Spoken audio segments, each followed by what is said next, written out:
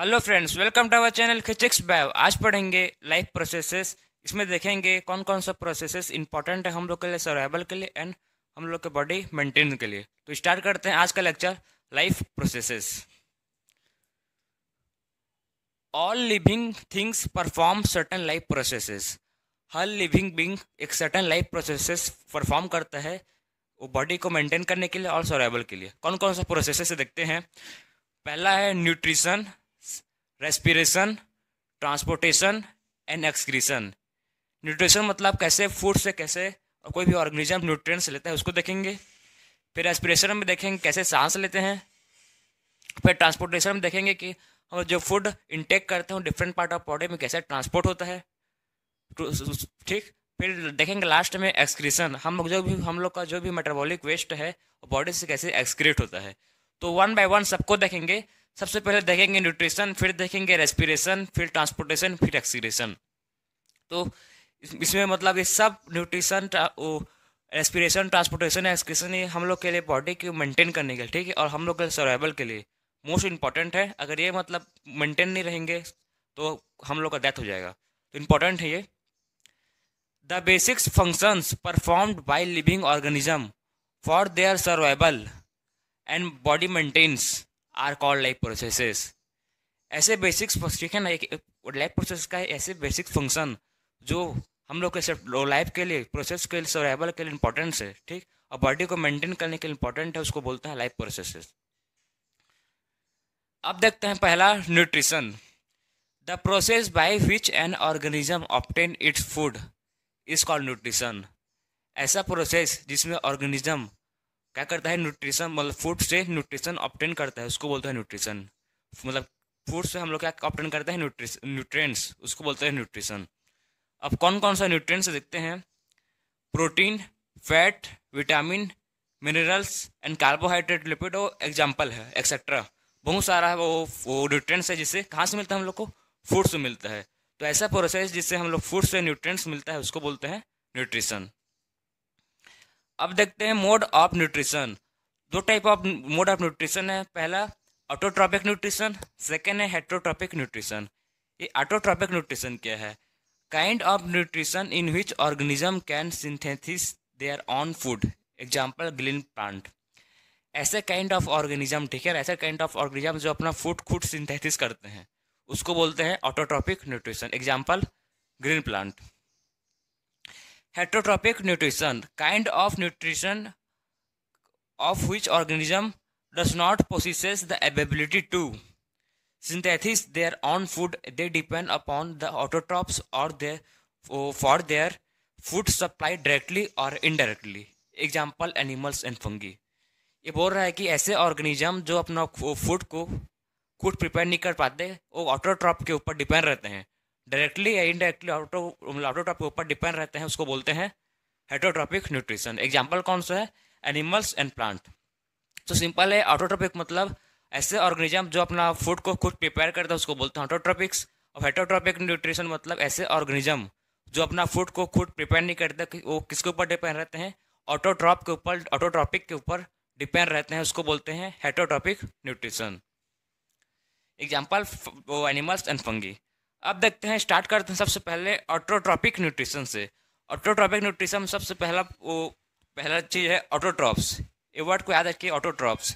Autotrophs किसको बोलते हैं, the organism which can make their own food is called autotrophs, example green plant. ऐसे organism, ठीक है ना, ऐसे ऑर्गेनिज्म जो अपना फूड खुद प्रिपेयर कर लेते हैं उसको बोलते हैं ऑटोट्रॉप्स, ठीक। अब देखेंगे वो कैसे, वो खुद को मतलब कैसे अपना फूड को खुद प्रिपेयर करते हैं, वो by the help of photosynthesis. तो अब सेकेंड देखेंगे क्या है फोटोसिंथेसिस।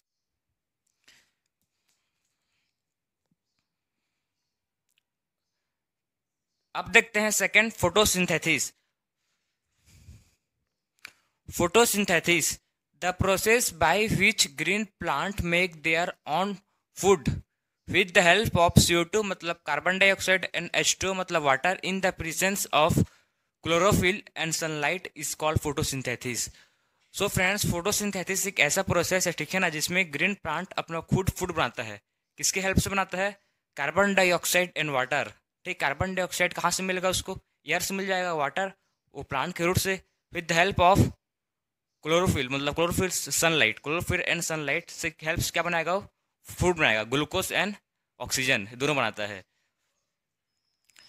तो बेसिक रॉ मटेरियल क्या है फोटोसिंथेसिस का, CO2 and H2O, carbon dioxide and water. Carbon dioxide कहाँ से मिलेगा, एयर से मिल जाएगा, ये दोनों रॉ मटेरियल, इसके हेल्प से क्या होगा, फोटोसिंथेसिस का प्रोसेस होगा।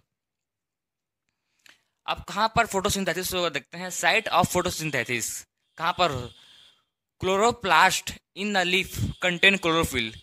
जो लीफ होता है, ठीक है ना, लीफ के अंदर क्या होता है, क्लोरोप्लास्ट होता है, उसके अंदर क्लोरोफिल प्रेजेंट होता है। वो क्या, क्लोरोफिल क्या है, ग्रीन पिगमेंटेड है, वो क्लोरोफिल ग्रीन पिगमेंट होता है, उसीलिए लिप्स कौन सा कलर का रहता है, ग्रीन कलर का होता है। तो क्लोरोप्लास्ट के अंदर क्या प्रेजेंट रहता है, क्लोरोफिल। अब देखते हैं इक्वेशन ऑफ फोटोसिंथेसिस। फोटोसिंथेसिस का इक्वेशन देखिए, एनसीईआरटी में गिवन आपके 6CO2 plus 12H2O in the presence of, किसके प्रेजेंस में, क्लोरोफिल एंड सनलाइट में क्या बनाया है, C6H12O6 प्लस CO2 ऑक्सीजन। तो सबसे पहले आप ये नंबर को हटाइए, मतलब ठीक है ना, ये 6 12 है जो नंबर को हटाइए, खाली अब मेन याद करें, कार्बन डाइऑक्साइड प्लस वाटर, ठीक, carbon dioxide plus water in the presence of chlorophyll and sunlight के हेल्प से क्या बना रहे हैं, ग्लूकोज C6H, एक ग्लूकोज का फॉर्मूला इसको याद करना पड़ेगा आपको, ठीक है ना, ग्लूकोज फार्मूला C6H12O6 एक ग्लूकोज का फॉर्मूला है, और प्लस कार्बन डाइऑक्साइड। बाद में आप नंबरिंग को कर सकते हैं, बाकी खाली इसको इक्वेशन को, ठीक है ना, इक्वेशन को बैलेंस करने के लिए 6 12 है जो भी लिखा है, बाकी आप इसको बिना, सबसे पहले बिना नंबर के आप याद कीजिए इसको, कार्बन डाइऑक्साइड, ठीक है ना, याद सिंपल हो जाएगा, कार्बन डाइऑक्साइड प्लस वाटर किसके प्रेजेंस में, सनलाइट और क्लोरोफिल के प्रेजेंस में क्या बनाते हैं, ग्लूकोज एंड ऑक्सीजन। सिंपल है ये, आपको मैं पूरा ब्रीफली बताऊंगा, इसको एक्सप्लेन करूंगा। सबसे पहले अब देखते हैं कैसे, मतलब वाटर, ठीक है ना, तो वाटर कहाँ से मिलता है हम लोग को, वाटर मिल जाएगा प्लांट के रूट से, प्लांट के रूट से वाटर मिल जाएगा। और ये कार्बन डाइऑक्साइड कहाँ मिलेगा, कार्बन डाइऑक्साइड पता है एयर में प्रेजेंट रहता है, तो लिप्स अपना स्टोमेटा, ठीक है ना, स्टोमेटा क्या होता है उसको पढ़ेंगे, अभी बता दे रहा हूँ आपको। स्टोमेटा गैसेस, स्टोमेटा के पास एक टेनी पोर होता है जिसमें गैसेस का एक्सचेंज होता है, उसमें कार्बन डाइऑक्साइड वो प्रेजेंट होता है, आता है, ठीक है ना। तो कार्बन डाइऑक्साइड एयर में मिल जाएगा, और इसके प्रेजेंस में क्लोरोफिल। तो सनलाइट कहाँ से मिलेगा हम लोग को, सन से, सन से जो लाइट आएगा फिर, ठीक, उसको कौन टैप करेगा, क्लोरोफिल अपने अंदर ट्रैप करेगा इन द प्रेजेंस ऑफ सनलाइट। तो क्या बनाएगा उसके बाद, ये बनाएगा ऑक्सीजन, और बनाएगा स्टार्च प्लस स्टार्च बोल सकते हो, नहीं तो ग्लूकोज। तो इसमें सबसे पहले क्या होगा देखते हैं process, absorption of light energy by chlorophyll. सबसे पहले क्या होगा, एब्जॉर्प्शन होगा किसका, लाइट एनर्जी का, वो कौन करेगा, क्लोरोफिल करेगा। फिर क्या होगा, conversion of light energy to chemical energy. अब जो लाइट एनर्जी, जो सन से हम लोग को लाइट एनर्जी मिला है, उसको क्या में कन्वर्ट होगा, केमिकल एनर्जी में कन्वर्ट होगा वो।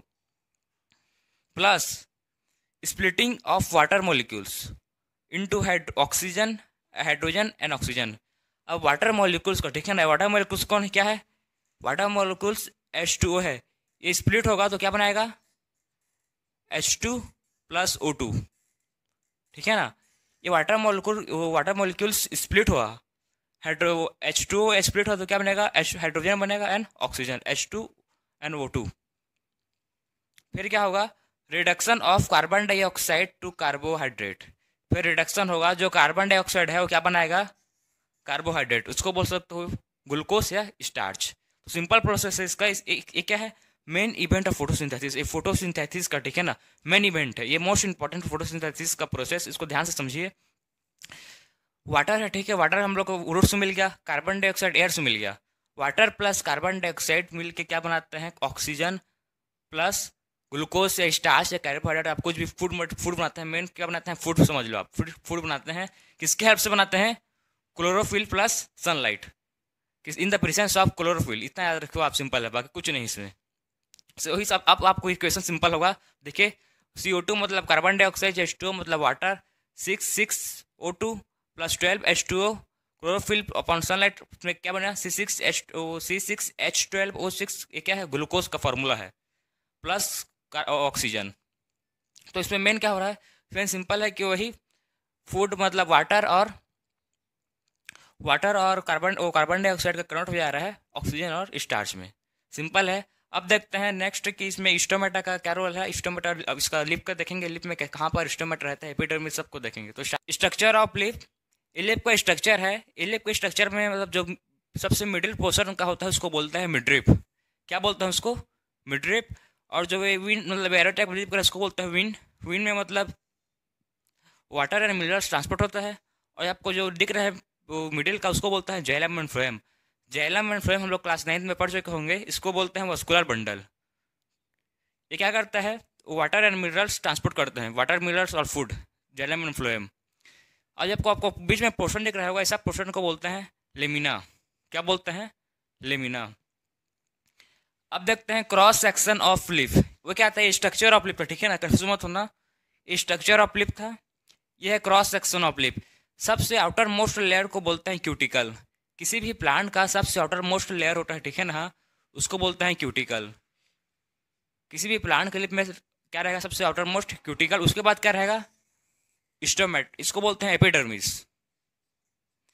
क्यूटिकल के पास हमेशा क्या रहेगा? एपिडर्मिस रहेगा। एपिडर्मिस भी दो टाइप का होता है। एक होता है अपर एपिडर्मिस, जो अभी मैं लिखा हूँ, जो डायग्राम देख रहे हो वो क्या है? वो अपर एपिडर्मिस। और एक होता है इनर एपिडर्मिस। इनर एपिडर्मिस में क्या प्रेजेंट होता है? स्टोमेटा। स्टोमेटा क्या, उसको भी देखेंगे। और आपको पिगमेंट ब्लैक डॉट डॉट दिख रहा हो, क्या है? क्लोरोप्लास्ट। क्लोरोप्लास्ट के अंदर क्या प्रेजेंट होता है? क्लोरोफिल, जो क्या करता है? सनलाइट को ट्रैप करता है। और आपको ये दिख रहा है मतलब पोर लाइक स्ट्रक्चर का, ठीक है ना, पोर लाइक स्ट्रक्चर, उसको बोलता है स्टोमेटा। क्या बोलते हैं इसको? स्टोमेटा। लेकिन इस किडनी शेप टाइप का स्ट्रक्चर दिख रहा है आपको, तो उसको बोलते हैं गार्ड सेल।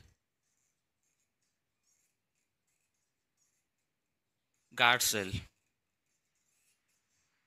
और जो आपको बीच में सेल के मतलब प्लांट सेल के बीच में स्पेस दिख रहा है, ठीक है ना, इस जो स्पेस दिख रहा है उसको बोलते हैं एयर स्पेसेस।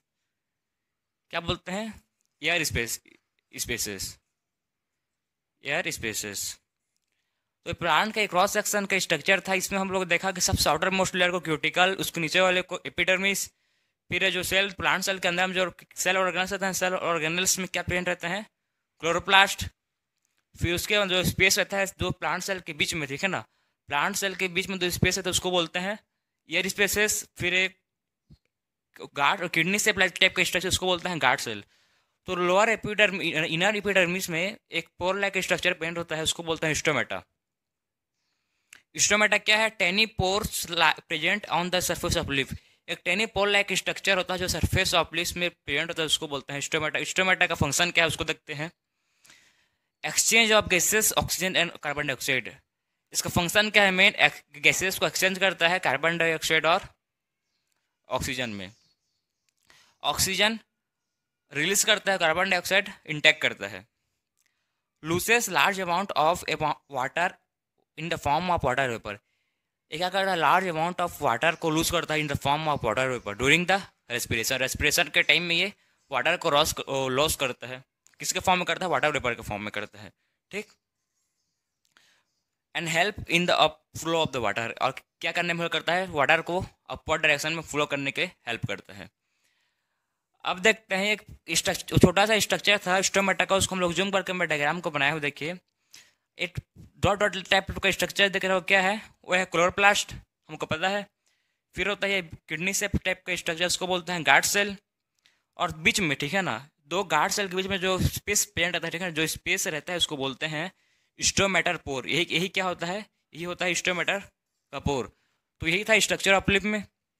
स्टोमेटा का रोल क्या है, फंक्शन क्या है। एक मैं आपके पास लिप लेके आऊँ, देखिए ये एक लिप है, ठीक है ना। ये कौन सा लिप है? मनी प्लांट का। मनी प्लांट का एक लिप है। जो सब मैं पकड़ा हूँ मनी प्लांट को, ठीक है ना, जो जहाँ से पकड़ा हूँ ऊपर में देखिए, उसको बोलते हैं पेट्रियोल। ये दे इसको बोलते हैं पेट्रियोल। और जो आपको बीच में दिख रहा होगा, देखिए ऐसी बीच में इस इधर भी देखिए, इधर नहीं दिख रहा होगा, अच्छा से पीछे अच्छा दिख रहा है, इसको बोलते हैं मिडरिप। क्या बोलते हैं? मिडरिप। और जो आपको ऐसे दिख रहा होगा ब्रांच टाइप का लाइनिंग लाइनिंग दे दे ऐसे ऐसे, उस वो क्या है? विंड से। वो विंड से क्या करता है? वाटर एंड मिनरल्स का ट्रांसपोर्ट करता है।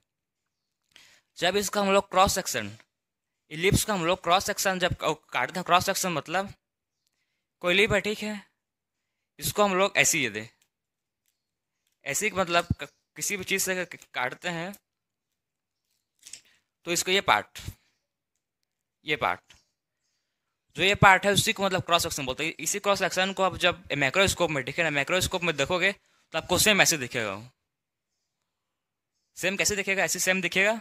सबसे आउटर मोल में क्यूटिकल, एपिडर्मिस, क्लोरोप्लास्ट सब आपको सब मिलेगा आपको, सेल ऑर्गेनल्स, प्लांट सेल सब आपको जूम करके दो क्लोरोप्लास्ट में, फिर आपको देखा गया ये। तो देखते हैं हेटरोट्रॉपिक न्यूट्रिशन क्या है।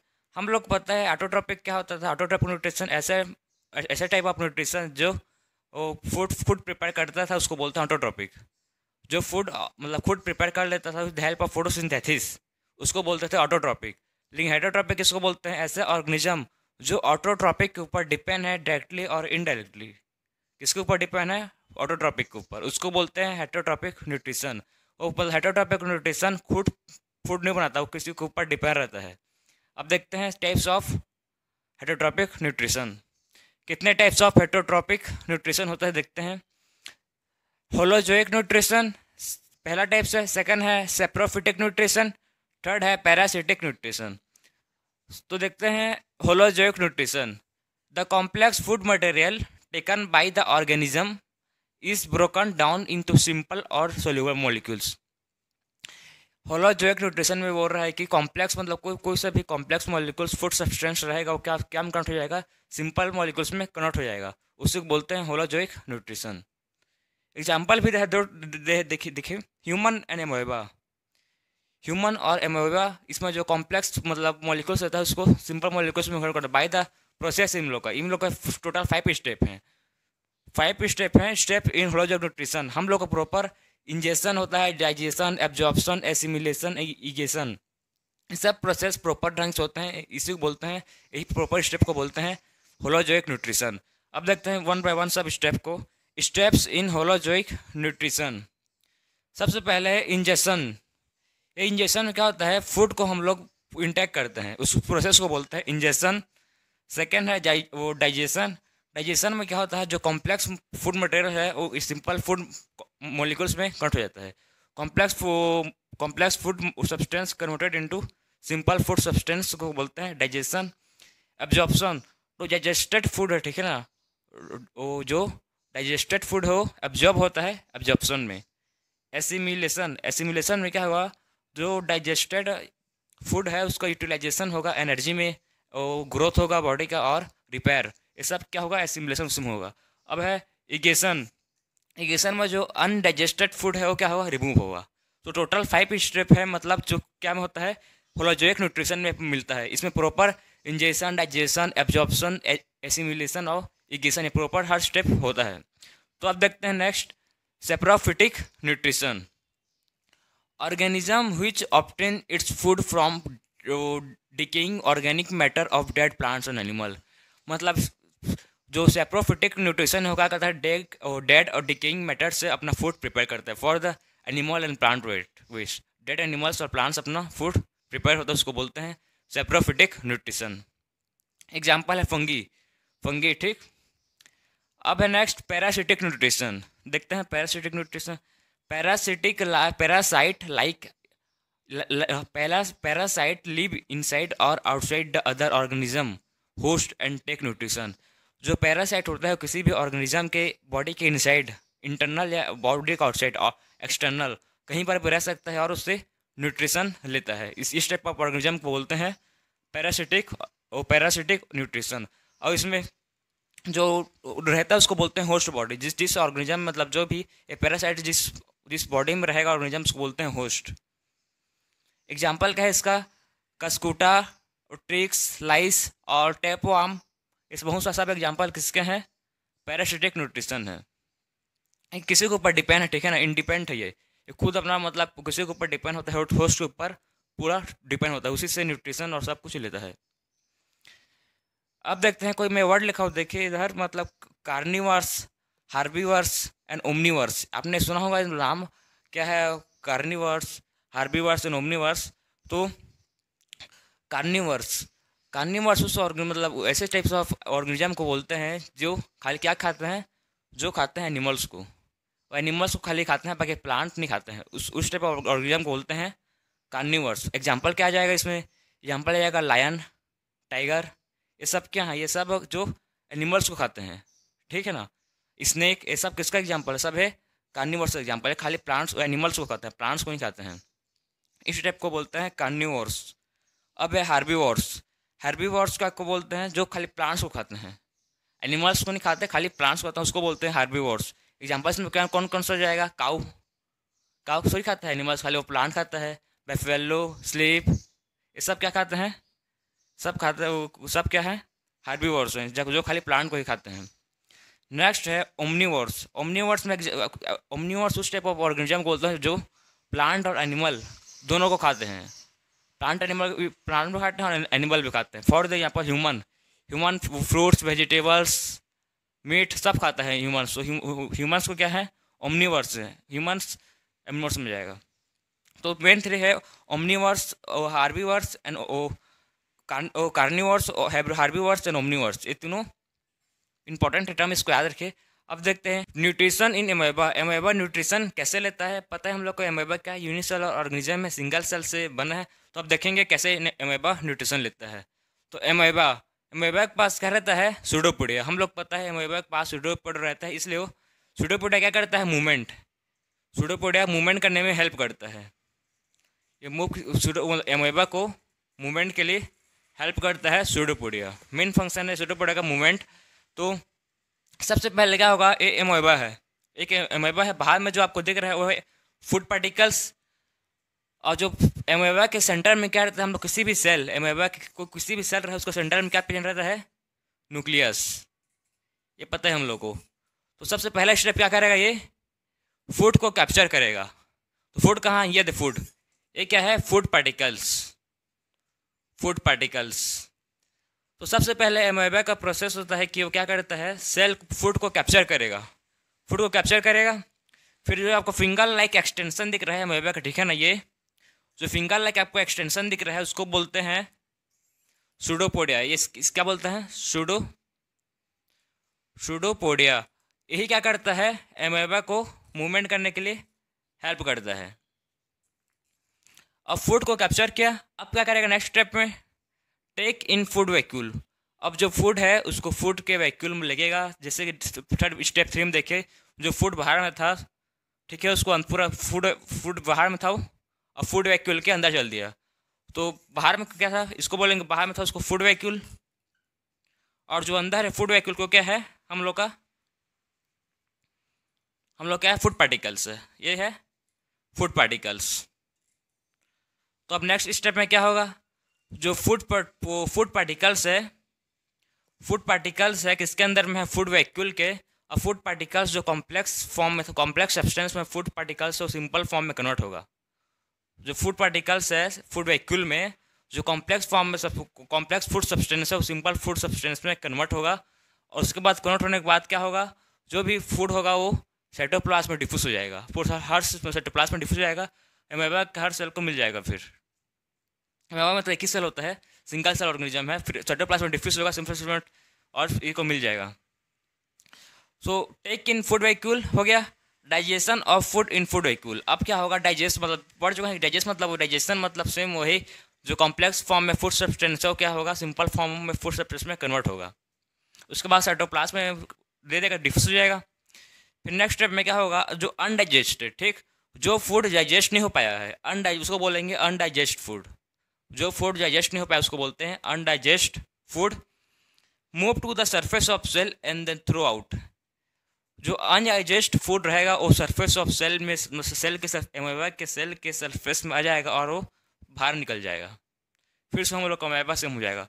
तो न्यूट्रिशन इन एमोएबा, एमोएबा कैसे न्यूट्रिशन लेता है, प्रॉपर मतलब एक प्रोसेस होता है उसका। सबसे पहले फूड पार्टिकल्स को कैप्चर करता है, फिर उसको वो finger like extension pseudopodia help के हेल्प से फूड को इनगल्फ करता है। फिर फूड पार्टिकल्स के अंदर फूड पार्टिकल्स का कन्वर्ट होता है, सिंपल फॉर्म में फूड पार्टिकल्स कन्वर्ट होता है। फिर उसके बाद साइटोप्लाज्म में डिफ्यूज होता है, फिर जो अनडाइजेस्ट फूड है वो रिमूव हो जाता है। सिंपल प्रोसेस है न्यूट्रिशन इन एमोएबा। तो है nutrition in human beings. Human beings कैसे न्यूट्रिशन लेता है उसको देखेंगे। The human digestive system comprises of alimentary canal and digestive gland. जो ह्यूमन डाइजेस्टिव सिस्टम है वो क्या क्या कंप्राइज करता है, क्या क्या चीज़ रखता है, वो क्या क्या रखता है, एलिमेंट्री कैनाल और डाइजेस्टिव ग्लैंड, दो चीज़ लगता है। जो डायग्राम बनाया है वो किसका है, एलिमेंट्री कैनाल का डायग्राम है। और इसमें देखेंगे कौन कौन सा डाइजेस्टिव एंजाइम है, वो डाइजेस्टिव ग्लैंड है जो उसका क्या क्या क्या फंक्शन करता है, सबको देखेंगे। सबसे पहले देखते हैं human digestive system. Human digestive system में सबसे पहले है माउथ। तो किसी भी चीज़ को मतलब फूड खाते हैं तो कहाँ खाता है, सबसे पहले माउथ में खाते हैं, ठीक है ना, फूड को। तो माउथ में मतलब किसी कोई भी हम लोग का फेवरेट फूड होगा, आपको, आप लोग का होगा, मेरा भी है, हर किसी का मतलब कुछ कुछ ना कुछ फेवरेट फूड होगा। जब उसको हम लोग कहीं पर भी देखते हैं, ठीक है ना, किसी भी प्लेस में देखते हैं, तो क्या क्या होता है, सबसे पहले मुंह में पानी आता है। तो मतलब वो पानी खाली सिंपल वाटर नहीं हो, क्या है वो, सलाइवा है, वो है सलाइवा। उसको हिंदी में बोलते हैं लार, सलाइवा बोलते हैं लार। वो किसी भी मतलब किसी चीज़ को खाते हैं या देखते हैं हम लोग, फेवरेट चीज़ कोई सा भी फूड हो, तो मुंह में वो सिक्रेट होता है, माउथ में सिक्रेट होता है वो। वो सलाइवा कहाँ से सिक्रेट होता है, सलेबरी ग्लैंड से। जो सलाइवा है वो कहाँ से सिक्रेट होता है, सलेबरी ग्लैंड से। और सलाइवा के पास क्या होता है, इसके पास होता है सलेबरी अमाइलेस इंजाइम। सलाइवा के पास होता है सलेबरी अमाइलेस इंजाइम। ये क्या करता है, जो हम लोग जो भी फूड खाते हैं, ठीक है ना, जो स्टार्च फॉर्म में रहता है, चेंज स्टार्च इन ग्लूकोज, ये क्या करता है, स्टार्च को ग्लूकोज में कन्वर्ट करता है। कहाँ ये सब चीज़ कहाँ हो रहा है, ये सब चीज़ हो रहा है माउथ में, ठीक है ना। माउथ में प्रेजेंट है सलाइवा। सलाइवा कहाँ से, सलेबरी ग्लैंड से सीक्रेट हुआ सलाइवा। सलाइवा के पास क्या है, सलेबरी एंजाइम है, जो क्या करता है, स्टार्च को ग्लूकोज में कन्वर्ट करता है। ये है माउथ का रोल। और क्या करता है माउथ, माउथ में क्या फंक्शन होता है, टीथ। टीथ का फंक्शन क्या है, चूइंग एंड ग्राइंडिंग का फूड। चूइंग मतलब होता है फूड को चबाना, उसको बोलते हैं चूइंग। और ग्राइंडिंग मतलब पीस देना किसी फूड को। हम लोग मतलब जो टीथ है क्या, फूड को चबा जाओगे पूरा कॉम्प्लेक्स फॉर्म से, जो कॉम्प्लेक्स फूड रहता है उसको सिंपल फॉर्म में कन्वर्ट कर देता है, छोटे छोटे पार्टिकल्स में। टंग क्या करता है, रोलिंग और टेस्टिंग ऑफ फूड। ये क्या करता है, रोलिंग और टेस्टिंग, फूड का टेस्टिंग करता है कौन, टंग। तो इसमें माउथ में क्या क्या फंक्शन हो रहा है, सबसे पहले इसमें सलाइवा सीक्रेट हो रहा है। सलाइवा के पास क्या है, सलाइवरी अमाइलेस एंजाइम है, जो क्या कर रहा है, शुगर को क्या में, स्टार्च को ग्लूकोज में कन्वर्ट कर रहा है।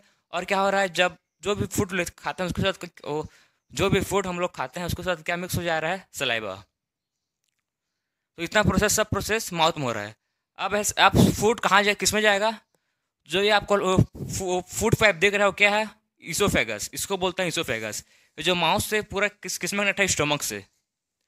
जो माउथ से स्टोमक से कनेक्ट जो पाइप है उसको बोलते हैं इसोफेगस। क्या बोलते हैं उसको, oesophagus.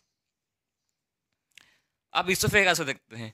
Take food from mouth to peristaltic movement. जो भी फूड माउथ में हम लोग ग्राइंडिंग च्यूइंग करके जो भी मतलब फूड वो प्रिपेयर है, वो फूड कहाँ जाएगा, स्टोमक में जाएगा। लेकिन स्टोमक में कैसे जाएगा, पाइप के ट्यूब से, फूड पाइप के ट्यूब हेल्प से। तो फूड पाइप का नाम क्या है, इसोफेगस। इसोफेगस है। और कैसे मूवमेंट करेगा ये, पेरिस्टाल्टिक मूवमेंट। ये पेरिस्टाल्टिक मूवमेंट क्या है, इसमें क्या होगा, contraction and expansion of alimentary canal. जो ये पाइप है उसको क्या होगा, कॉन्ट्रैक्शन एंड एक्सपेंशन होगा। मतलब जब जब ये देखिए, जब जब ये फूड जो जाएगा अंदर, ठीक है ना, जब जब ये फूड मतलब फूड जो खाए हैं वो अंदर जाएगा, तो क्या हो रहा है, ये एक्सपेंड हो रहा है, फैल रहा है, ठीक। फूड अंदर जा रहा है तो ये फैल रहा है, और फिर मतलब फिर से क्या हो जा रहा है, कॉन्टैक्ट हो जा रहा है, सुखड़ रहा है, फिर फैल रहा है, कॉन्टैक्ट एंड रिलैक्स। जब फूड जाएगा, मतलब फूड अंदर जाएगा पाइप के तरह, एक्सपेंड होगा, फैलेगा, और नहीं जाएगा तो फिर कॉन्टैक्ट हो जाएगा। तो उसी मेन फंक्शन है, इसे बोलते हैं पेरिस्टाल्टिक मूवमेंट। पेरिस्टाल्टिक मूवमेंट मतलब समझ गए कि जब फूड खाता है तो कहता है कॉन्ट्रैक्शन एंड एक्सपेंशन, ये दोनों फंक्शन हो रहा है किसमें, इसोफेगस में। अब फूड मतलब जब स्टोमक में, अब इसोफेगस से फूड कहाँ किस में जाएगा, स्टोमक में जाएगा। स्टोमक एक लार्ज ऑर्गन है, जब फूड हम लोग फूड खाते हैं तो स्टोमक क्या होता है, एक्सपेंड करता है। स्टोमक एक्सपेंड करेगा, फूड अंदर जाएगा तो स्टोमक के। अब देखते हैं आप, इसोफेगस से फूड किस में जाएगा, स्टोमक में। स्टोमक में वाल में क्या प्रेजेंट रहता है, गैस्ट्रिक जूस। इसके वाल में क्या, स्टोमक के पास क्या प्रेजेंट रहता है, गैस्ट्रिक जूस। उसके पास इंजेम्स होते हैं, सबसे पहले देखिए pepsin, HCl, mucus. Gastric juice का क्या सीक्रेट करता है, पेप्सिन, HCl, म्यूकस। इस तीनों चीज किस कहाँ सीक्रेट हो रहे हैं? ये सब फंक्शन हो रहा है स्टोमक में। क्या कहाँ हो रहा है? इस स्टोमक में। तो पेप्सिन क्या करता है? Break down protein. जो भी प्रोटीन आया है, ठीक है, प्रोटीन हम लोग इंटेक किए हैं फूड से, उसको ब्रेक डाउन करेगा कौन? पेप्सिन। फिर क्या करेगा? HCl, जो मैक्स मीडियम एसिडिक, जो भी मीडियम का एसिडिक बनाएगा। म्यूकस क्या करता है? Protect inner lining of stomach. ये प्रोटेक्ट करता है स्टोमक के इनर लाइनिंग को, ठीक है। तो ये तीनों मतलब पेप्सिन, म्यूकस और HCl, ये तीनों का मतलब अपना अपना फंक्शन है, प्रॉपर फंक्शन है, अपना अपना प्रॉपर फंक्शन करते हैं। कहाँ करते हैं? ये स्टोमक में। ये सब फंक्शन कहाँ हो रहा है? स्टोमक में हो रहा है, ठीक है। एक सब तीनों एंजाइम को मतलब तीनों चीज़ को कौन सेक्रेट किया है? Gastric juice. यहाँ तक समझ गए कि सबसे पहले हम लोग फूड इंटेक के, तो सबसे पहले माउथ में फंक्शन होगा, सलेबरी एंजाइम से सलेबा सीक्रेट होगा, सलेबरी अमाइलेज, फिर उसको फूड का ग्राइंडिंग च्यूइंग होकर सीधा इसोफेगस में आएगा। इसोफेगस के पास कहाँ जाएगा? वो स्टमक में जाएगा। अब स्टमक के बाद उस पर कहाँ जाएगा? अब जाएगा वो सीधा स्मॉल इंटेस्टाइन। स्मॉल इंटेस्टाइन, अब फूड स्टमक से स्मॉल इंटेस्टाइन में आ गया है। तो अब स्मॉल इंटेस्टाइन में क्या रहता है? इंटेस्टाइनल एंजाइम रहता है। सबसे पहले लीवर। ये जो लीवर है उसमें क्या प्रेजेंट रहता है? Gall bladder. जो गॉल ब्लैडर है वो क्या सेक्रेट करता है? बाइल, ठीक है ना। जो ये गॉल ब्लैडर है वो क्या सेक्रेट करता है? बाइल सेक्रेट करता है। और पेनक्रियास है वो secrete pancreatic juice. Pancreas secrete क्या करता है? Pancreatic juice. और वो लीवर क्या सेक्रेट करता है? बाइल। अब जो स्मॉल इंटेस्टाइन है उसमें इंटेस्टिनल एंजाइम प्रेजेंट होते हैं। वो एंजाइम, इंटेस्टिनल एंजाइम क्या करते हैं? जो कार्बोहाइड्रेट रहता है उसको ग्लूकोज में कन्वर्ट कर देते हैं। इंटेस्टिनल एंजाइम कार्बोहाइड्रेट को ग्लूकोज में, फैट्स को फैटी एसिड और ग्लिसरॉल में, और प्रोटीन को अमीनो एसिड में। ये सब चीज़ कौन कर रहा है? Intestinal enzyme. और कहाँ पर हो रहा है? Small intestine. ये सब मेन फंक्शन फूड का डाइजेशन, मेन डाइजेशन किस में हो रहा है? ये सब स्मॉल इंटेस्टाइन में हो रहा है। तो इसमें सबसे पहले क्या हो रहा है? कार्बोहाइड्रेट ग्लूकोज में, fat fatty acid plus glycerol, और प्रोटीन अमीनो एसिड में। उसके बाद क्या होगा? पेनक्रेटिक जूस है, ठीक है ना। पेनक्रेटिक जूस में दो टाइप ऑफ एंजाइम है। पहला ट्रिप्सिन, सेकेंड लाइपेज। जो ट्रिप्सिन है वो क्या करेगा? प्रोटीन को पेप्टोन्स में कन्वर्ट करेगा। प्रोटीन को पेप्टोन्स में कन्वर्ट करेगा ट्रिप्सिन। और जो लाइपेज है वो इमल्सिफाइड फैट है। जो इमल्सिफाइड फैट है वो फैटी एसिड और ग्लिसरॉल, ये दोनों में कन्वर्ट करेगा। ये भी सेम इंटेस्टाइनल एंजाइम भी वही कर रहा है। जो फैट को वो फैटी एसिड और ग्लिसरॉल में कन्वर्ट कर रहा है। और लाइपेज भी सेम काम वही कर रहा है, फैट को फैटी एसिड और ग्लिसरॉल में कन्वर्ट कर रहा है। फिर क्या होगा? फिर जब ये लार्ज फैट ग्लोब्यूल्स, जो लार्ज फैट ग्लोब्यूल्स है वो बाइल जूस की हेल्प से, ठीक है ना, बाइल जूस की हेल्प से इमल्सिफिकेशन बोलते हैं प्रोसेस को, उसका क्या में कन्वर्ट हो जा रहा है? वो स्मॉल फैट ग्लोब्यूल्स में। जो लार्ज फैट ग्लोब्यूल्स है वो बाइल से हेल्प से किस में कन्वर्ट हो जा रहा है? स्मॉल फैट ग्लोब्यूल्स के। इसको बोलते हैं इमल्सिफिकेशन। तो मेन स्मॉल इंटेस्टाइन में कौन कौन सा वो फंक्शन हो रहा है? सबसे पहले क्या हो रहा है? लिवर से क्या सीक्रेट हो रहा है? बाइल। फिर पेनक्रियास से सीक्रेट हो रहा है पेनक्रेटिक जूस, ठीक। फिर उसके बाद इंटेस्टिनल, जो स्मॉल इंटेस्टाइन है उसमें क्या है प्रेजेंट रहता है? Intestinal enzyme. इंटेस्टिनल एंजाइम क्या कर रहे हैं? कार्बोहाइड्रेट को क्या कन्वर्ट कर दे रहे हैं? ग्लूकोज को, फैट को फैटी एसिड में और ग्लिसरॉल में, और प्रोटीन को अमीनो एसिड में। ये सब चीज़ कौन कर रहा है? Intestinal enzyme. उसके बाद जो पेनक्रेटिक जूस है वो ट्रिप्सिन और लाइपेज दो एंजाइम सीक्रेट कर रहा है। ट्रिप्सिन क्या कर रहा है? वो प्रोटीन को पेप्टोन्स में कन्वर्ट कर दे रहा है, प्रोटीन को पेप्टोन्स में। और जो लाइपेज को क्या कर रहा है? जो इमल्सिफाइड फैट है किस में कन्वर्ट कर रहा है? Fatty acid plus glycerol. एक कौन कर रहा है? ये लाइपेज कर रहा है। किस में हो रहा है? पेनक्रेटिक जूस के हेल्प। उसके बाद जो लार्ज फैट ग्लोब्यूल्स है वो स्मॉल फैट ग्लोब्यूल्स से कन्वर्ट हो जा रहा है। किसके हेल्प से हो रहा है? बाइल जूस के हेल्प से। इसको बोलते हैं इमल्सिफिकेशन। तो अब फूड स्मॉल इंटेस्टाइन में उसका कंप्लीट डाइजेशन हो जाता है। स्मॉल इंटेस्टाइन में क्या क्या किस डाइजेशन होता है? Carbohydrate, protein, fat. Carbohydrate, protein, fat का तीनों का एक कंप्लीट डाइजेशन होता है स्मॉल इंटेस्टाइन में। स्मॉल इंटेस्टाइन के सरफेस पर, जो स्मॉल इंटेस्टाइन है उसके सरफेस पर एक फिंगर लाइक प्रोजेक्शन होता है। फिंगर लाइक प्रोजेक्शन होता है स्मॉल इंटेस्टाइन के सरफेस पर, उसको बोलते हैं विली। विली का फंक्शन होता है कि जितना भी फूड है उसको एब्जॉर्ब किया है। एब्जॉर्प्शन, मेन फंक्शन विली का एब्जॉर्प्शन करता है फूड को। वो फूड एब्जॉर्प्शन करने के बाद उसको दे देता है ब्लड वेसल्स में। फिर blood vessels different part of body में जाके डिस्ट्रीब्यूट करते हैं, ट्रांसपोर्ट करते हैं। कौन करता है? Blood vessels. फिर हम लोग बॉडी जिस कौन सा पार्ट टिश्यू को रिपेयर करना है उसको रिपेयर होता है, टिश्यू का ग्रोथ होता है और हम लोग को एनर्जी प्रोवाइड करते हैं। ये सब का चीज़ कौन कर रहा है? विली कर रहा है। विली सब फूड को एब्जॉर्ब कर रहा है, न्यूट्रिएंट्स लोग को एब्जॉर्ब करके ब्लड वेसल्स को दे रहा है, फिर वो काम कर रहे हैं अपना अपना। ठीक, फिर उसके बाद जितना भी फिर कंप्लीट डाइजेशन हो गया है कार्बोहाइड्रेट, प्रोटीन और फैट का। फिर जितना भी अनएब्जॉर्ब बोल सकते हो कि अनडाइजेस्ट फूड है वो किसमें चल जाता है? लार्ज इंटेस्टाइन में। अब लार्ज इंटेस्टाइन क्या करता है? जितना भी एक्सेस वाटर रहता है, लार्ज इंटेस्टाइन जितना भी एक्सेस वाटर रहता है उसको एब्जॉर्ब करेगा। कौन करता है? लार्ज इंटेस्टाइन में एक्सेस वाटर एब्जॉर्ब करेगा। फिर जितना भी वेस्ट मटेरियल है वो किसमें आएगा? रेक्टम में आएगा। रेक्टम क्या करता है? Temporary correction of waste. इसमें जितना भी वेस्ट होता है वो कहाँ करेक्ट होगा? रेक्टम में। वेस्ट करेक्शन के बाद अब कहाँ जाएगा? बाहर एनस से। एनस से वो बाहर चल देता है, हेल्प्स इन इरिगेशन। उसमें मेनली सिंपल है, स्मॉल इंटेस्टाइन में कंप्लीट डाइजेशन होता है प्रोटीन फैट का, लिपिड का। फिर उसके बाद हो जाता है स्मॉल इंटेस्टाइन में, उसके बाद रेक्टम में, फिर एनस। और आपको मैं बता रहा हूँ शुरू से पूरा प्रोसेस को, इसका एलिमेंट्री कैनाल का कैसे फूड इंटेक हुआ शुरू से बता रहा हूँ। अब क्विक रिविजन करते हैं। सबसे पहले फूड किस में गया? माउथ में। माउथ में क्या प्रेजेंट है? टीथ क्या कर रहा है? फूड को च्यूइंग या ग्राइंडिंग कर रहा है, मतलब लार्ज पार्टिकल से फूड का उसको छोटा छोटा में कन्वर्ट कर दे रहा है। अब कन्वर्ट करने के बाद फूड, अब माउथ के पास, माउथ में क्या प्रेजेंट है? सेलेब्री ग्लैंड। सेलेब्री ग्लैंड क्या सेक्रेट कर रहा है? सलाइवा। सलाइवा का फंक्शन क्या है? सलाइवा क्या एंजाइम सेक्रेट कर रहा है? Salivary amylase. सलाइवरी अमाइलेज कौन सेक्रेट कर रहा है? सलाइवा। जो क्या कर रहे हैं? स्टार्च को ग्लूकोज में कन्वर्ट कर रहे हैं। स्टार्च है उसको ग्लूकोज में कन्वर्ट कर रहे हैं। फिर फूड अब कन्वर्ट हो गया है ग्लूकोज में। अब फूड कहाँ आएगा? स्टोमक में।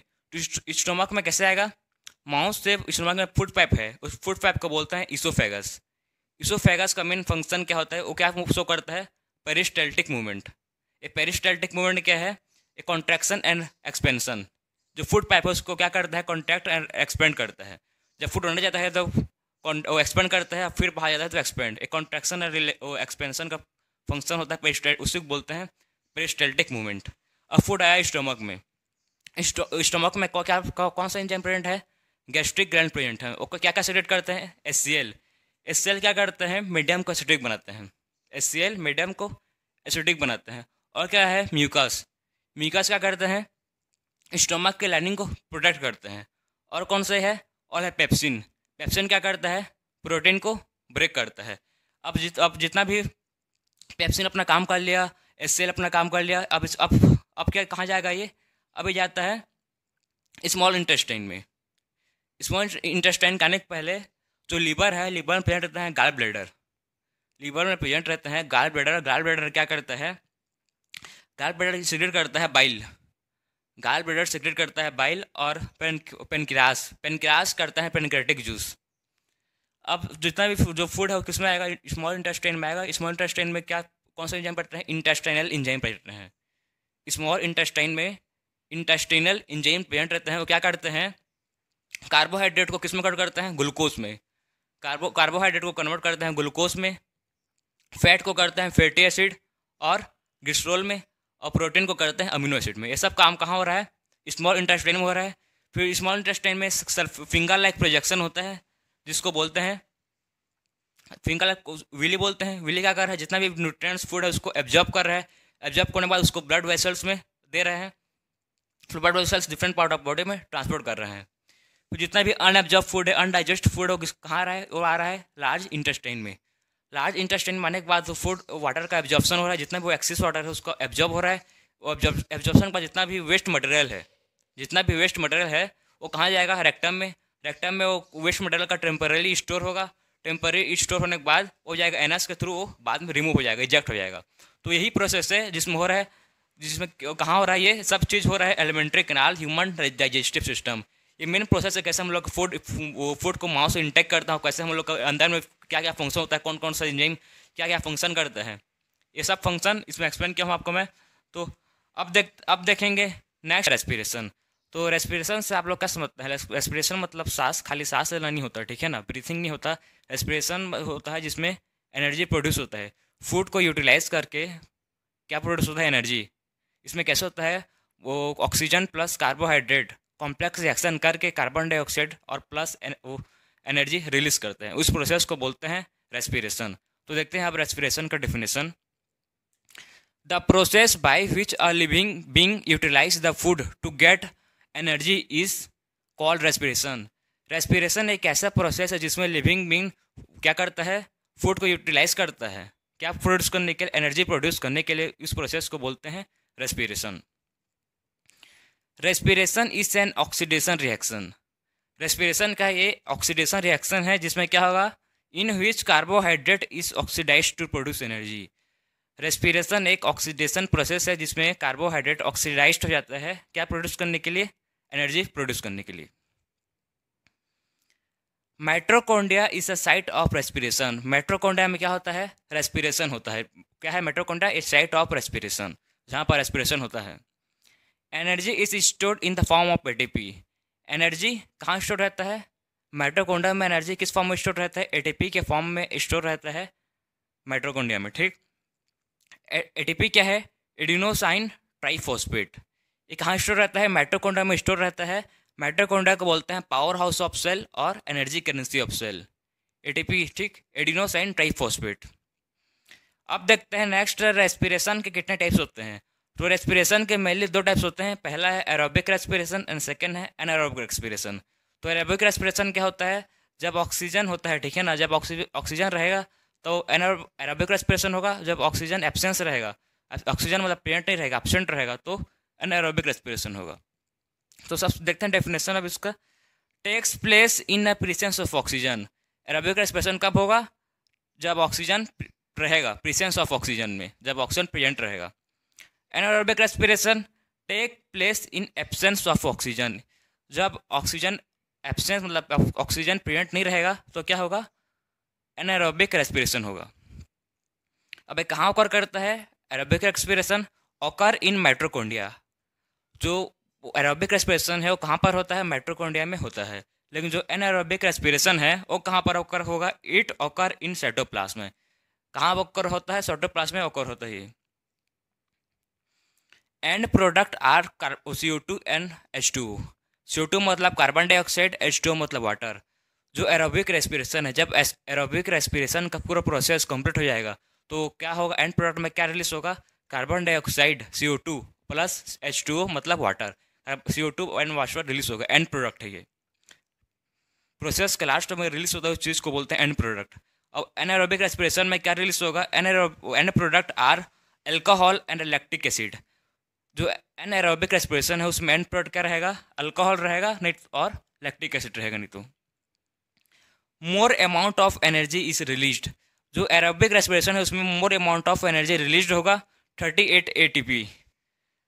और एनारोबिक रेस्पिरेशन में less amount of energy is release, इसमें कम एनर्जी रिलीज होगा in compare to aerobic respiration. कितना, 2 ATP, मतलब बहुत कम, मतलब 10 गुना मतलब 20 गुना ज़्यादा हो रहा है किसमें, एरोबिक रेस्पिरेशन में। क्यों हो रहा है वैसी, क्योंकि इसमें ये प्रेजेंस ऑफ ऑक्सीजन हो रहा है, ऑक्सीजन है तो हो रहा है एरोबिक रेस्पिरेशन। लेकिन इसमें एनारोबिक रेस्पिरेशन में एब्सेंस ऑफ ऑक्सीजन, इसमें ऑक्सीजन नहीं है। जब ऑक्सीजन नहीं रहेगा तो मतलब कैसे एनर्जी यूटिलाइज हो पाएगा। इसमें ऑक्सीजन है, उसीलिए oxygen plus carbohydrate complex action करके एनर्जी और कार्बन डाइऑक्साइड रिलीज करते हैं। तो ये था ये मैकेनिज्म है एरोबिक रेस्पिरेशन और एनारोबिक रेस्पिरेशन। अब देखते हैं gaseous exchange, intake of oxygen from atmosphere and release carbon dioxide. हम लोग एटमोस्फेयर से क्या इंटेक कर रहे हैं, ऑक्सीजन इंटेक करते हैं और क्या रिलीज करते हैं, कार्बन डाइऑक्साइड। इसको बोलते हैं गैसियस एक्सचेंज। इसमें किसका एक्सचेंज हो रहा है, गैसेस का। अब second, cellular respiration, breakdown of simple food in order to release energy. इसमें फूड का ब्रेकडाउन होता है, क्यों, एनर्जी रिलीज करने के लिए। कहाँ पर, सेल में। अब नेक्स्ट है ब्रेकडाउन ऑफ ग्लूकोज। अब ग्लूकोज का क्या होगा, ब्रेकडाउन होगा by the various pathway. Different pathway से अब ग्लूकोज का होगा ब्रेकडाउन होगा। यह है ग्लूकोज का फॉर्मूला, C6H12O6। ये किसका फॉर्मूला है, ग्लूकोज का। ये एक क्या है, ग्लूकोज फूड है। जब ये ग्लूकोज सेल के साइटोप्लाज्म में जाता है, ग्लूकोज सेल के साइटोप्लाज्म में जाता है तो पायरुवेट प्लस एनर्जी में चेंज हो जाता है, समझे। जब ये ग्लूकोज सेल के साइटोप्लाज्म में एंटर करता है तो ये पायरुवेट प्लस एनर्जी में कन्वर्ट हो जाता है। यहाँ पर ग्लूकोज था 6 कार्बन मोलिक्यूल्स, यहाँ पर ग्लूकोज था 6 कार्बन मोलिक्यूल्स, लेकिन जब ये सेल का साइटोप्लाज्म में जाता है तो यहाँ बन जाता है 3 कार्बन मोलिक्यूल्स, मतलब चेंज हो जाता है ये, ठीक है ना। ये 6 कार्बन मोलिक्यूल्स था ग्लूकोज में, लेकिन साइटोप्लाज्म में जाके ये पायरुवेट प्लस एनर्जी बन के 3 कार्बन मोलिक्यूल्स में चेंज हो जाता है। जब अब ये पायरुवेट प्लस एनर्जी, जब pyruvate presence of oxygen, oxygen जब रहेगा तो किस में चेंज होता है, carbon dioxide plus water plus energy. ये कब होगा, जब ऑक्सीजन रहेगा, प्रेजेंस ऑफ ऑक्सीजन में होगा ये प्रोसेस। कहाँ पर होगा, माइटोकॉन्ड्रिया में होगा। CO2 मतलब कार्बन डाइऑक्साइड। अब लैक ऑफ ऑक्सीजन, ऑक्सीजन की जब कमी होगी तो क्या होगा, ये पायरुवेट किस में चेंज होगा, लैक्टिक एसिड में प्लस एनर्जी, एनर्जी देगा और लैक्टिक एसिड। कहाँ पर हो रहा है ये, इन आवर मसल सेल्स। आपको एक एग्जांपल बता रहा हूँ मसल सेल का, देखिए जब कोई भी हम लोग हार्ड वर्किंग काम करते हैं जिसमें मसल्स का यूज़ हो रहा है, ठीक है ना, जिसमें हम लोग ब्रीथिंग बहुत ब्रीथिंग एक्सहेल इनहेल मतलब जल्दी जल्दी कर रहे हैं, तो उसमें क्या होता है, प्रॉपर ऑक्सीजन मतलब मसल तक नहीं पहुँच पाता है। जल्दी जल्दी हम लोग एक्सहेल इनहेल मतलब सांस लेते हैं। जब जैसे फॉर एग्जांपल रनिंग, पुशअप कर रहे हो कि रनिंग कोई भी मतलब हार्ड वर्किंग कर रहे हो जिसमें मसल का यूज़ हो रहा है, ठीक है ना, मसल का प्रॉपर यूज़ हो रहा है, तो उसमें क्या होता है, प्रॉपर जल्दी जल्दी ब्रीथिंग कर दो तो आपका ऑक्सीजन प्रॉपर मसल तक नहीं पहुंच पाता है। ऑक्सीजन प्रॉपर मसल तक नहीं पहुंच पाता, उसीलिए उसको बोलते हैं लैक ऑफ ऑक्सीजन। उससे लिए क्या रिलीज होता है, लैक्टिक एसिड। ये क्या करता है, क्रेम करता है, पेन करता है, उसमें पेन होता है आपके मसल्स। पेन क्यों होता है, क्योंकि लैक्टिक एसिड रिलीज होता है। कहाँ पर हो रहा है, मसल सेल में। अब है एब्सेंस ऑफ ऑक्सीजन, जब ऑक्सीजन नहीं रहेगा, ठीक है ना, ऑक्सीजन नहीं रहेगा तो क्या होगा, पायरुवेट किस में चेंज होगा, ethanol plus CO2 plus energy, CO2 carbon dioxide, ethanol carbon dioxide plus energy. In yeast, ये ईस्ट का भी एग्जाम्पल, जब ये ईस्ट क्या करता है, ये ईस्ट सिंगल यूनिसेलुलर ऑर्गेनिज्म है, फंगस फैमिली का है ये ईस्ट। जब ईस्ट को हम लोग फ्रेगमेंट करते हैं, ईस्ट को हम लोग फ्रेगमेंट करते हैं तो इससे क्या होता है, कार्बन डाइऑक्साइड रिलीज होता है। तो इससे क्या होता है, आपका ब्रेड एंड केक इतना फ्लफी क्यों होता है, ईस्ट के चलते, क्योंकि उसमें मतलब ये ईस्ट क्या करता है, उसको सॉफ्ट करना देता है, फ्लफी कर देता है। उससे ब्रेड में देखेंगे आपको वो क्यों मतलब ऐसे नहीं करते हैं, क्योंकि कार्बन डाइऑक्साइड रिलीज होता है। तो ये था पूरा वो breakdown of glucose by various pathway. अब देखते हैं नेक्स्ट है respiration in human being. Human respiratory system, passage of air through respiratory system. इसमें एयर का पैसेज होगा कहाँ पर, रेस्पिरेटरी सिस्टम में। इसमें एयर का फ्लो होगा टू लंग्स। कैसे फ्लो होगा उसको देखेंगे। सबसे पहले एयर इंटेक कहाँ से होगा, नोस्ट्रिल। नोस्ट्रिल में हम लोग एयर को इंटेक करेंगे, फिर एयर कहाँ पहुँचेगा, नेजल पैसेज। नेजल पैसेज में पहुँचने के बाद एयर पहुँचेगा नेजल कैविटी। यहाँ पर नेजल कैविटी है, एयर को क्या करता है, फाइन पार्टिकल्स एयर को फिल्टर करता है। ये नेजल कैविटी एयर को फिल्टर करता है, फाइन पार्टिकल्स को। फिर उसके बाद नेजल कैविटी के बाद एयर पहुँचेगा फेरेंक्स में। फिर कहाँ पहुँचेगा एयर, फेरेंक्स में। फेरेंक्स कहाँ पर का है, जब नेजल कैविटी, ठीक है ना, नेजल कैविटी और माउथ कैविटी दोनों का सेम जंक्शन को बोलते हैं फेरेंक्स। फिर पहुँचेगा फेरेंक्स के बाद लैरेंक्स। लैरेंक्स में पहुँचेगा एयर। लैरेंक्स को बोलते हैं साउंड बॉक्स। लैरेंक्स को एक और नाम से बोलते हैं साउंड बॉक्स। फिर लैरेंक्स के बाद एयर पहुँचेगा सीधा ट्रेकिया में। कहाँ पहुँचेगा फिर, ट्रेकिया में। ट्रेकिया में आने के बाद जो फाइनली पहुँचेगा ये ब्रोंकी बोल सकते हो, नहीं तो लंग्स। और लंग्स में मेन ब्रोंकी या लंग्स कोई बोल सकते हो। अब पहुँच गया एयर ब्रोंकी में। ब्रोंकी में के बाद जब ये ब्रोंकी है स्मॉलर देन स्मॉलर टाइप्स में कन्वर्ट होता है, स्मॉलर देन स्मॉलर ट्यूब्यूल्स में कन्वर्ट होता है, उसको बोलते हैं ब्रोंक्यूल्स। क्या बोलते हैं, ब्रोंक्यूल्स। ब्रोंक्यूल्स में आने के बाद फाइनली कहाँ पहुँच जाएगा एयर पहुँच जाएगा फाइनली एल्वेलाई। मेन था हम लोग का एल्वेलाई। अब एयर फाइनली एल्वेलाई में पहुँच गया। एल्वेलाई क्या है, स्मॉल बैलून लाइक स्ट्रक्चर होता है जो गैसेस को एक्सचेंज करता है। उसके पास ब्लड कैपिलरीज होते हैं। क्या होते हैं, ब्लड कैपिलरीज होते हैं जो ऑक्सीजन को पूरे बॉडी पार्ट में ट्रांसपोर्ट करते हैं। इसको बोलते हैं एल्वेलाई। फिर ब्लड कहाँ पहुँच जाएगा, पूरे बॉडी में पहुँच जाएगा। ये जो दिख रहा है आपको ये है रिप्स। ये क्या है, रिप्स है। और नीचे में जो दिख रहा है पार्ट वो क्या है, डायाफ्रागम। क्या है ये, डायाफ्रागम। तो ये था ह्यूमन डाइजेस्टिव सिस्टम। कैसे हम लोग कहाँ कैसे लेते हैं, नेजल कैविटी, कैसे एयर लेते हैं, फिर वो pharynx, larynx, nose cavity, trachea, bronchi, bronchioles, alveoli कैसे कैसे पहुँचता है वो देखते हैं। Mechanism of breathing, inhalation and exhalation inhalation में देखेंगे हम लोग कैसे ऑक्सीजन को इनहेल करते हैं, ऑक्सीजन कैसे लेते हैं, और एक्सहेलेशन में देखेंगे हम लोग कार्बन डाइऑक्साइड को कैसे रिलीज करते हैं, एक्सहेल करते हैं। तो देखते हैं inhalation. During inhalation the toxic cavity, या बोल सकते हो चेस्ट कैविटी एक्सपेंड। जब ऑक्सीजन को हम लोग इनहेल करेंगे तो हम लोग जो टॉक्सिक कैविटी है या चेस्ट कैविटी बोल सकते हो, क्या होगा, एक्सपेंड करेगा। ये कोई टॉक्सिक कैविटी था पहले, जब इनहेल करेंगे ऑक्सीजन को तो एक्सपेंड होगा, और एक्सहेल करेंगे तो फिर कॉन्टैक्ट होगा। इनटेक में वो बड़ा होगा और क्या बोलते हैं, एक्सहेल में कॉन्टैक्ट हो जाएगा। वही एक्सहेलेशन में क्या होगा, thoracic cavity contract. Ribs left up, जो रिप्स है वो क्या होगा, ऊपर की तरह मूव करेगा, अप थोड़ा होगा, ठीक है। रिप्स है वो लेफ्ट अप ऊपर की तरह हल्का से मूव करेगा। एक्सहेलेशन में रिप्स मूव डाउनवर्ड, इसमें फिर से डाउनवर्ड मूव करेगा। इनहेलेशन में थोड़ा सा ऊपर ऊपर की तरह मूव करेगा ये कौन, रिप्स इनहेलेशन में, और एक्सहेलेशन में फिर से डाउनवर्ड मूव करेगा। थर्ड पॉइंट है डायाफ्रागम बिकम फ्लैट इन शेप। डायाफ्रागम का फ्लैट का वो डायाफ्रागम का होता है, वो फ्लैट शेप को बन जाता है किसमें, इनहेलेशन में। और एक्सहेलेशन में डायाफ्रागम बिकम डोम शेप, ये फिर से डोम शेप लेता है अपना, इसको बोलते हैं, इस टाइप ऑफ शेप को बोलते हैं डोम शेप, फिर से अपना डोम शेप ले लेता है। इनहेलेशन क्या होगा, वो फ्लैट हो जाएगा वो। नेक्स्ट पॉइंट है volume of lungs increases and the air enter the lungs. जो वॉल्यूम ऑफ लंग का जो वॉल्यूम है, जब एयर हम लोग इंटेक करेंगे ऑक्सीजन तो क्या होगा, उसका वॉल्यूम इंक्रीज करेगा। लेकिन जब एक्सहेल करेंगे तो उसका वॉल्यूम क्या करेगा, होगा डिक्रीज होगा। Air exist from the lungs, air exist हो जाएगा, बाहर निकल जाएगा तो हो जाएगा। तो मेन क्या देखें हम लोग कि इनहेलेशन में कैसे ऑक्सीजन वो इंटेक करते हैं, एक्सहेलेशन में कैसे ऑक्सीजन या कार्बन डाइऑक्साइड को कैसे रिलीज करते हैं। तो इसको आप प्रैक्टिकल करके देख सकते हो। जब आप कर सकते हो तुरंत कि आप अभी मैं एक्सहेल किया, ठीक है ना, आप भी कर सकते हो सेम ऐसे घर में करो, कि देखो कि आप करोगे सांस जोर से लोगो, मतलब एक बार तो क्या होगा, आपका जो रिप्स है अपवर्ड मूव करेगा, रिप्स है, और चेस्ट है एक्सपेंड करेगा, डायफ्रागम फ्लैट हो जाएगा। आप देखो करके देखो ना, आपको देखिए चेस्ट मेरा एक्सपेंड हुआ और रिप्स भी मूव अपवर्ड हुआ। ये सब प्रैक्टिकल कर सकते हो, आपको ऐसे मतलब जल्द करके आपको याद रहेगा। एग्जाम्स में आपसे करके आप याद रखोगे, हाँ ऐसे सुविधा बोल के लिख सकते हो आप। एक ये था mechanism of breathing, exchange of gases between alveolus blood and tissue.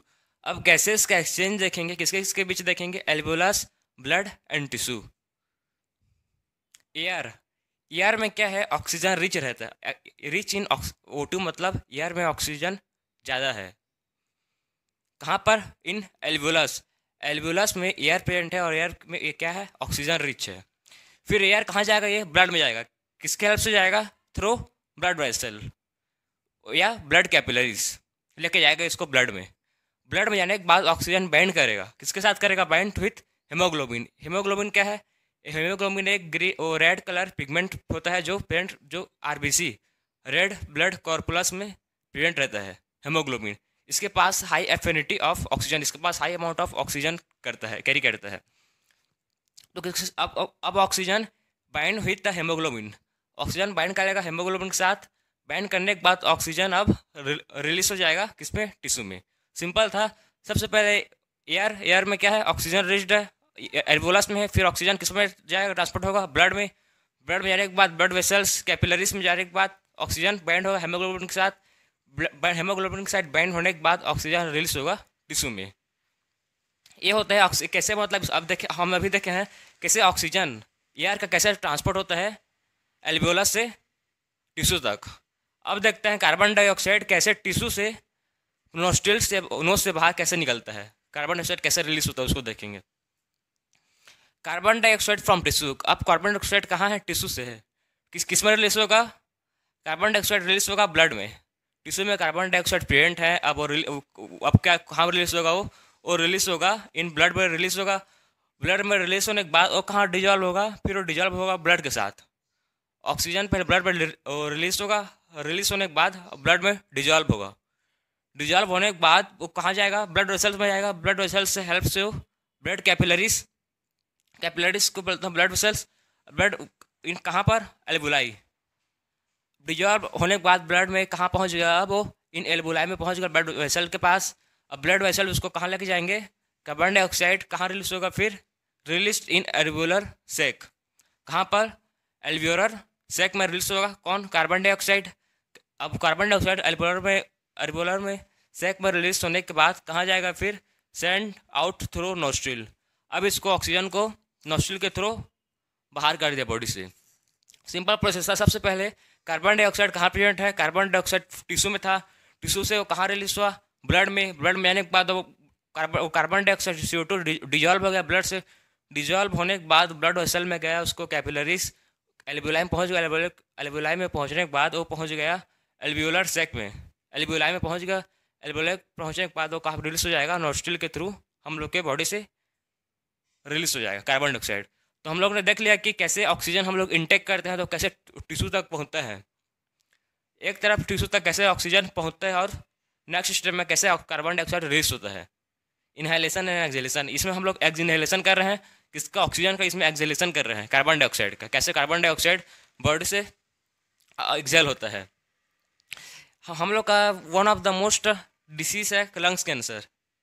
Lungs cancer common disease है जो बहुत लोग होता है। क्यों होता है? स्मोकिंग के चलते।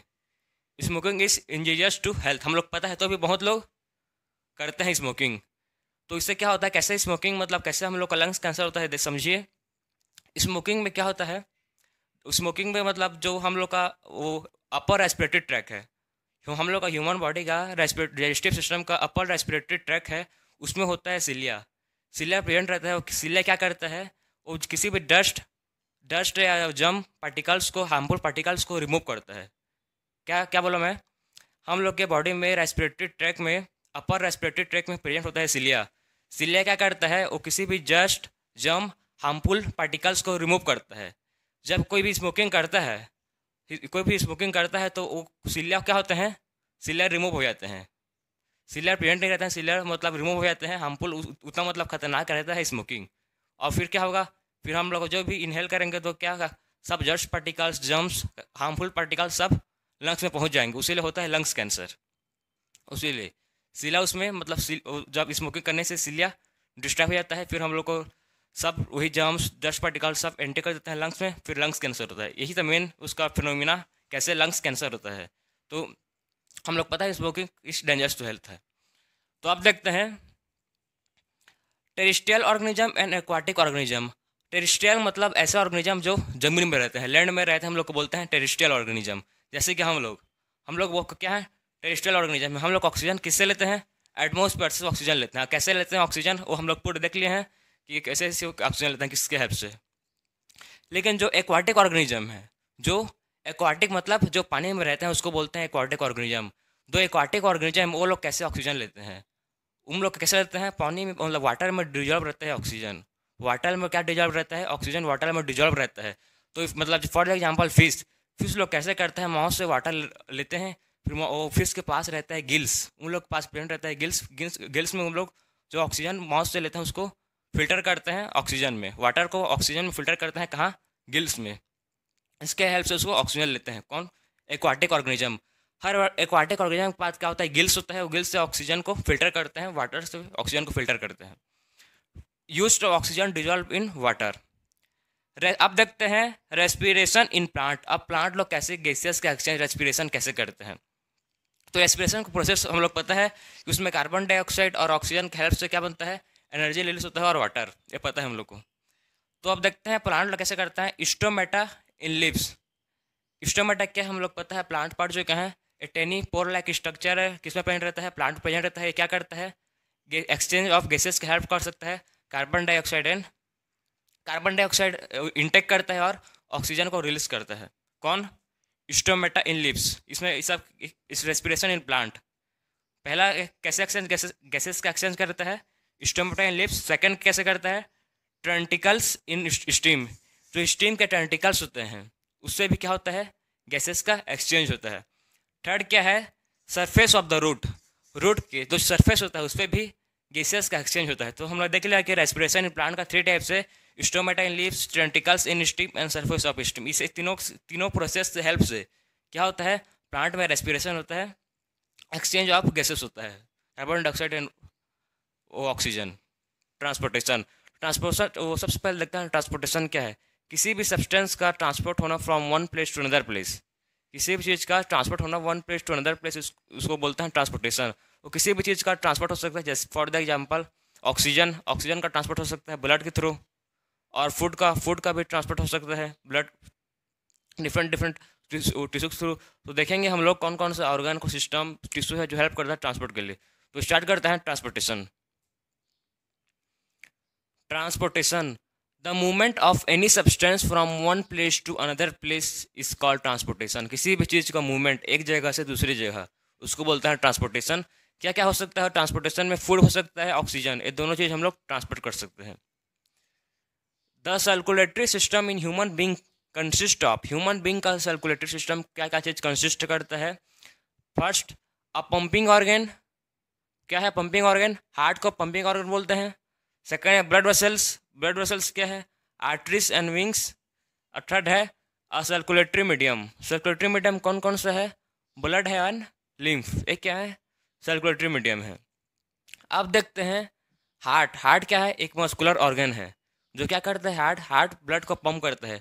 हम लोग का मतलब ब्लड ऑटोमेटिक थोड़ी चल जाएगा, उसको पंप करना पड़ता है ना, प्रेशर देंगे तभी blood different part of body में फ्लो होगा। उसीलिए हार्ट का मेन फंक्शन है पंपिंग ब्लड, और ब्लड को पंप करता है डिफरेंट पार्ट ऑफ बॉडी में। हार्ट हम लोग का क्या करता है? जो कार्बन डाइऑक्साइड हम लोग रिलीज करते हैं, कार्बन डाइऑक्साइड और ऑक्सीजन को दोनों को मिक्सिंग करने नहीं देता, दोनों को सेपरेट रखता है। कार्बन डाइऑक्साइड और ऑक्सीजन को अलग अलग करके रखता है, दोनों को मिक्स नहीं करने देता। कौन? हार्ट। इसके अंदर, हार्ट के अंदर 4 चैम्बर होते हैं, 4 चैम्बर हार्ट होता है ह्यूमन बींग के अंदर। 4 chamber heart different different organism में डिफरेंट डिफरेंट वेरी करता है। जैसे कि फिश के में 2 चैम्बर होते हैं खाली, लेकिन ह्यूमन बींग में 4 चैम्बर हैं। ये 4 चैम्बर का क्या क्या फंक्शन है सबको देखेंगे। अब सबसे पहले स्टार्ट करते हैं ह्यूमन हार्ट से, क्या करता है। सबसे पहले देखिए हम लोग के मतलब बॉडी में क्या आएगा? डीऑक्सीनेटेड ब्लड है। क्या है? डीऑक्सीनेटेड ब्लड हम लोग के बॉडी में। अब वो कैसे रिमूव हो देखते हैं। डीऑक्सीनेटेड ब्लड है फ्रॉम बॉडी, बॉडी में क्या है? डीऑक्सीनेटेड ब्लड है, हो जाएगा वेना केवा के थ्रू, कहाँ जाएगा? राइट एट्रियम हो जाएगा। हम लोग के बॉडी में क्या है? डीऑक्सीनेटेड ब्लड है, वेना केवा, ये वेना केवा। ये भी क्या है? ये भी वेना केवा है, ये भी वेना केवा है। इसके थ्रू बॉडी कहाँ मतलब ब्लड कहाँ जाएगा? इसके थ्रू ब्लड जाएगा राइट एट्रियम में। इसके थ्रू वेना केवा के थ्रू ब्लड कहाँ पहुँच गया? राइट एट्रियम में पहुँच गया। अब कहाँ जाएगा? Right ventricle. अब ये ब्लड, जो ब्लड राइट एट्रियम में था वो ब्लड अब कहाँ जाएगा? राइट वेंट्रिकल में जाएगा। राइट वेंट्रिकल में जाने के बाद ब्लड कहाँ जाएगा? लंग्स के बाद। ये फिर कॉन्टैक्ट एक क्या करेगा? जो राइट वेंट्रिकल है वो कॉन्टैक्ट करेगा, सुखड़ेगा, तो ब्लड कहाँ जाएगा? सीधा सीधा जाएगा इसके थ्रू वेना के भाग, तो फिर से लंग्स में चल देगा। लंग्स में जाने के बाद वहाँ वहाँ क्या होगा? वहाँ ऑक्सीनेटेड ब्लड है, लंग्स में डीऑक्सीनेटेड ब्लड को छोड़ देगा और लंग्स से थ्रो मतलब नोज को थ्रो बाहर निकल जाएगा। कौन? Carbon dioxide. अब लेकिन डीऑक्सीनेटेड ब्लड, अब जो लंग्स में मतलब लंग्स में छोड़ दिया है वो डीऑक्सीनेटेड ब्लड को, अब वो क्या कैरी करेगा? Oxygenated blood, oxygenated blood carry करेगा। किससे? लंग्स से कैरी करेगा। लंग्स से कैरी करने के बाद कहाँ से आएगा? Left atrium. अब पहुँच गया लेफ्ट एट्रियम। लेफ्ट एट्रियम में क्या आएगा? ऑक्सीनेटेड ब्लड आएगा। किसके थ्रू आएगा? विंग्स के थ्रू आएगा। लेफ्ट एट्रियम से विंग्स थ्रू ब्लड आएगा। फिर लेफ्ट एट्रियम के बाद कहाँ जाएगा? लेफ्ट वेंट्रिकल में जाएगा। लेफ्ट वेंट्रिकल कॉन्टैक्ट करेगा तो ब्लड कहाँ फ्लो करेगा? फिर से अरोरा के थ्रू डिफरेंट बॉडी पार्ट में फ्लो करेगा। तो सिंपल प्रोसेस था, कुछ ज़्यादा मतलब दिमाग नहीं लगाना है, सिंपल सिंपल प्रोसेस है। इसको बोलते हैं blood circulation in human heart. कि हम लोग क्या कर रहे हैं? ब्लड का सर्कुलेशन कर रहे हैं ह्यूमन हार्ट में। आपको मैं एक बार और बता रहा हूँ कैसे। देखो, सबसे पहले ब्लड हम लोग आएगा वेना कैवा में। सबसे पहले ब्लड आएगा वेना कैवा में। किसके? वेना कैवा में आएगा। कहाँ आएगा? राइट एट्रियम में। क्या ब्लड आएगा? डीऑक्सीनेटेड ब्लड आएगा। डीऑक्सीजनेटेड मतलब डीऑक्सीजनेटेड ब्लड मतलब जिसमें कार्बन डाइऑक्साइड प्रेजेंट है, उसको बोलते हैं डीऑक्सीजनेटेड ब्लड। वो कहाँ आएगा? वो वेना केवा के थ्रू आएगा राइट एट्रियम में। राइट एट्रियम के आने के बाद वो कहाँ जाएगा? वो जाएगा राइट वेंट्रिकल में। राइट वेंट्रिकल कॉन्टैक्ट करेगा, सुखड़ेगा, तो कहाँ पहुँचेगा? फिर ब्लड कहाँ पहुँच जाएगा? वो वेना केवा के थ्रू लंग्स में जल लेगा। अब लंग्स में क्या होगा? लंग्स में डीऑक्सीनेटेड ब्लड को छोड़ेगा, कार्बन डाइऑक्साइड को छोड़ेगा और ऑक्सीजन को कैरी करेगा, ऑक्सीनेटेड ब्लड को। अब क्या करेगा? ऑक्सीजनेटेड ब्लड को कैरी करेगा और कहाँ पहुँच जाएगा? वेन्स के थ्रू लेफ्ट एट्रियम में जाएगा। अब लेफ्ट एट्रियम में पहुँच गया। अब लेफ्ट एट्रियम करने के बाद फिर से ब्लड कहाँ पहुँचेगा, अब पहुँचेगा लेफ्ट वेंट्रिकल में। लेफ्ट वेंट्रिकल में पहुँचेगा, फिर लेफ्ट एट्रियम में था, अब लेफ्ट वेंट्रिकल में पहुँच गया। अब लेफ्ट वेंट्रिकल क्या करेगा, कॉन्टैक्ट करेगा, फिर से सिकुड़ेगा, तो फिर ब्लड कहाँ पहुँच जाएगा, अरोटा के through different part of body में पहुँच जाएगा, फिर उस डिफरेंट पार्ट ऑफ बॉडी में पहुँच जाएगा। तो वही प्रोसेस बार बार चलते रहेगा, फिर से वही मतलब काम करते रहेगा। डीऑक्सीजनेटेड ब्लड आएगा, फिर से चेंज होगा, फिर से ऑक्सीजनेटेड ब्लड बनेगा। तो यही प्रोसेस है, हार्ट का मेन प्रोसेस है ब्लड को पंपिंग करना, ब्लड को पंप करता है डिफरेंट पार्ट ऑफ ऑर्गन में, यही इसका मेन प्रोसेस है। तो अब देखते हैं next, double circulation, blood travels twice through the heart in one complete cycle. एक कंप्लीट साइकिल में ब्लड 2 बार ट्रेवल करता है, ट्वाइस मतलब 2 बार ब्लड ट्रेवल करता है ह्यूमन हार्ट में। कैसे करता है देखते हैं। सबसे पहले डीऑक्सीजनेटेड ब्लड आता है राइट एट्रियम में, वेना के वक्त हम लोग पता है डीऑक्सीजनेटेड ब्लड आता है राइट एट्रियम में। फिर वो कहाँ जाएगा, राइट वेंट्रिकल में जाएगा। राइट वेंट्रिकल के पास जाता है वो लंग्स में, लंग्स में वो डीऑक्सीजनेटेड ब्लड रिमूव करता है और ऑक्सीजनेटेड ब्लड कैरी करता है। अब जो ऑक्सीजनेटेड ब्लड है वो कहाँ आता है, लेफ्ट एट्रियम में आएगा। फिर राइट एट्रियम के पास किस में आता है, लेफ्ट वेंट्रिकल में। लेफ्ट वेंट्रिकल के पास कहाँ चल देता है वो, डिफरेंट बॉडी पार्ट में। लेकिन ब्लड मतलब हम लोग के हार्ट में कितने बार आया, 2 बार आया। 2 बार ब्लड एक कंप्लीट साइकिल को करने के लिए ब्लड सर्कुलेशन 2 बार हुआ। एक बार ब्लड राइट एट्रियम में आया, राइट वेंट्रिकल में, फिर गया लंग्स के पास, फिर लंग्स फिर से ब्लड कैरी किया।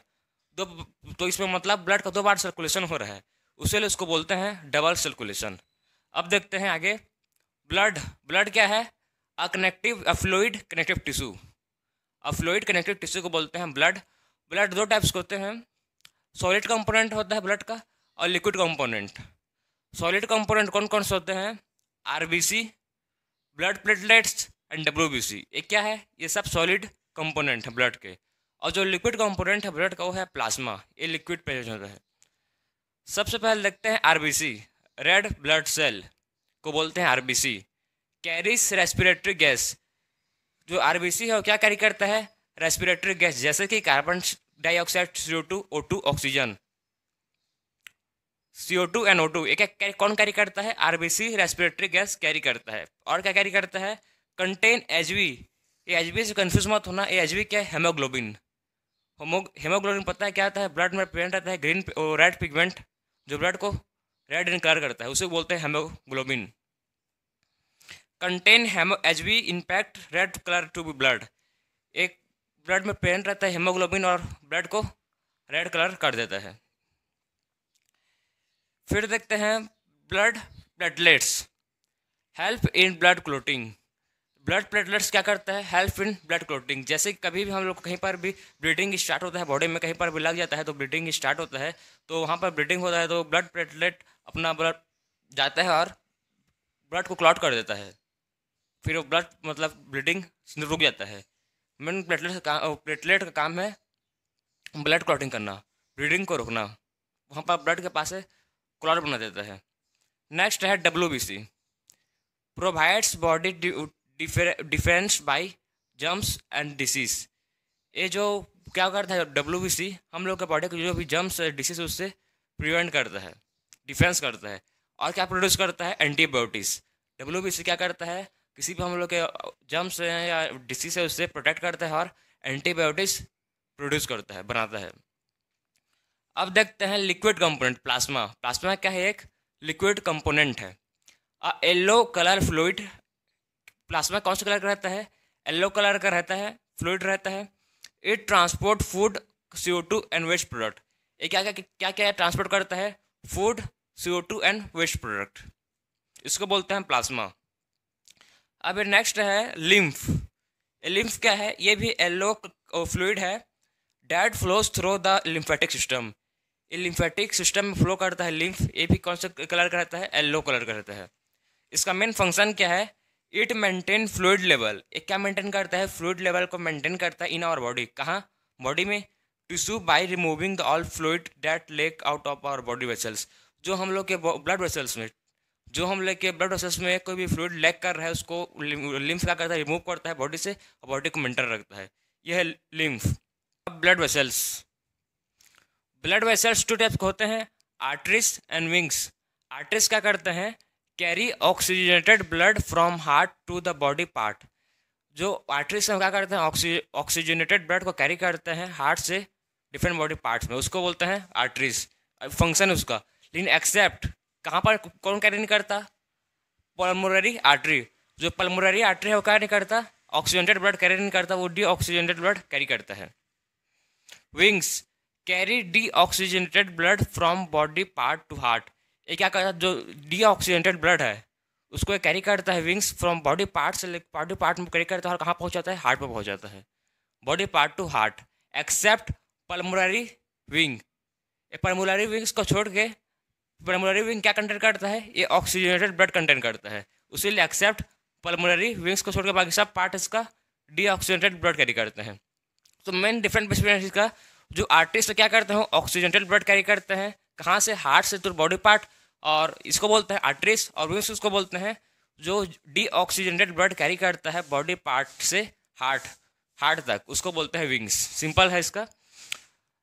आर्टरीज को भी और एक और नाम से बोलते हैं डिस्ट्रीब्यूशन वेसल्स। ये क्या कर रहा है, डिस्ट्रीब्यूट कर रहा है डिफरेंट बॉडी ऑफ पार्ट में ऑक्सीजन को डिस्ट्रीब्यूट कर रहा है डिफरेंट बॉडी पार्ट में, उसीलिए इसको बोलते हैं डिस्ट्रीब्यूशन वेसल्स।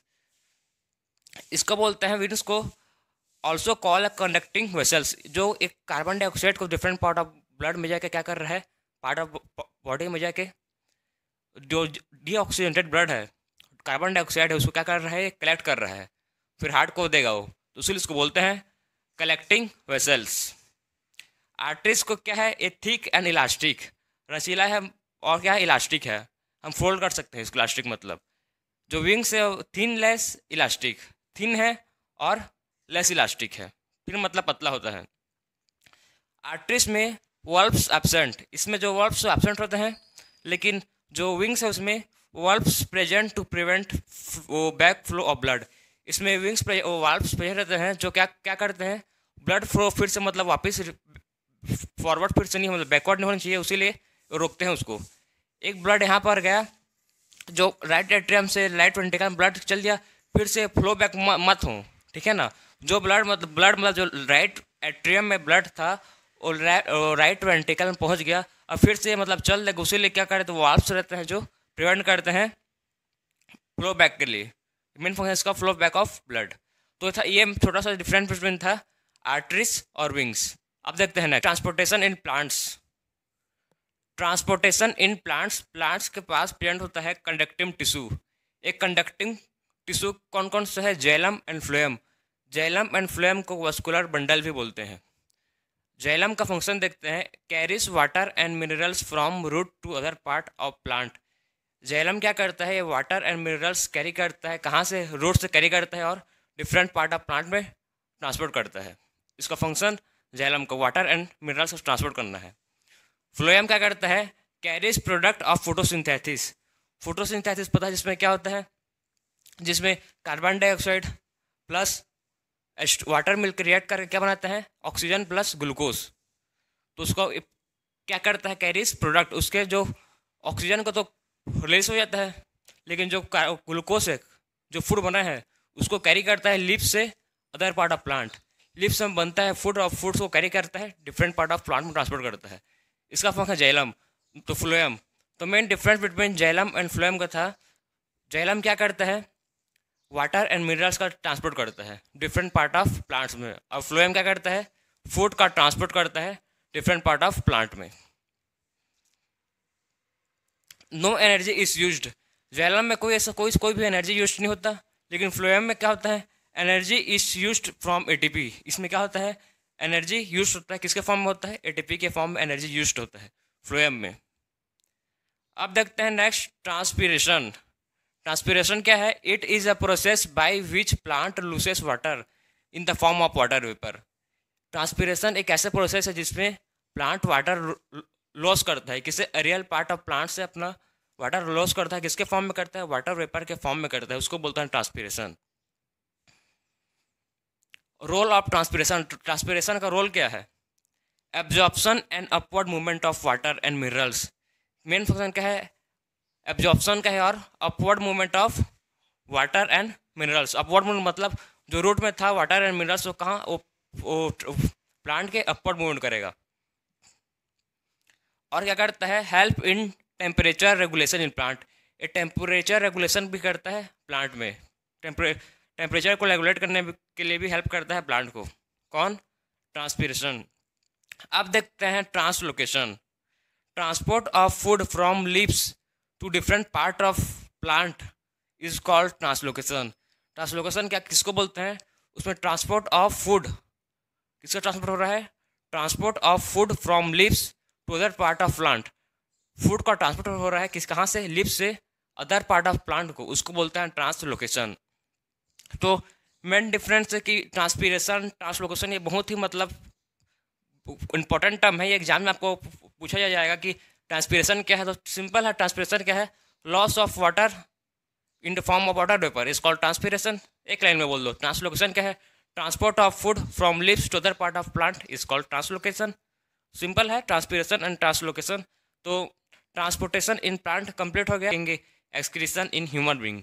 सबसे पहले देखते हैं एक्सक्रीशन वर्ड का मीनिंग क्या है।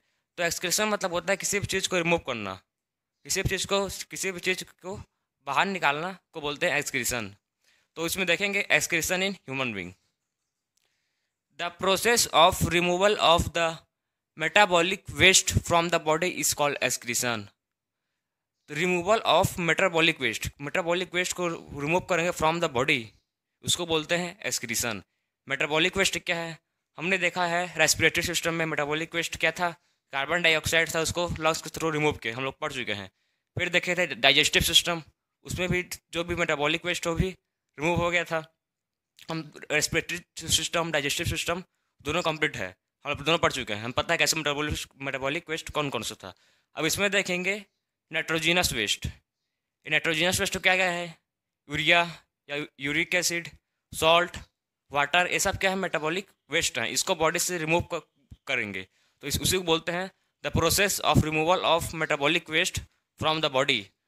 बॉडी से मेटाबॉलिक वेस्ट को बाहर निकालना को बोलते हैं excretion.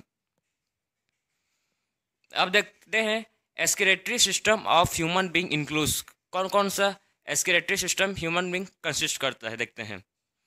A pair of kidney, human के पास पता है सबके पास पेयर ऑफ किडनी प्रेजेंट होता है। मेरे पास 2 पेयर ऑफ किडनी है, 2 प्रेजेंट है, आपके पास भी पेयर ऑफ किडनी प्रेजेंट है। अब pair of ureter, pair of ureter भी रहता है। ये देख रहे हैं किडनी डोटो, ये क्या है? ये पेयर ऑफ किडनी। फिर क्या है?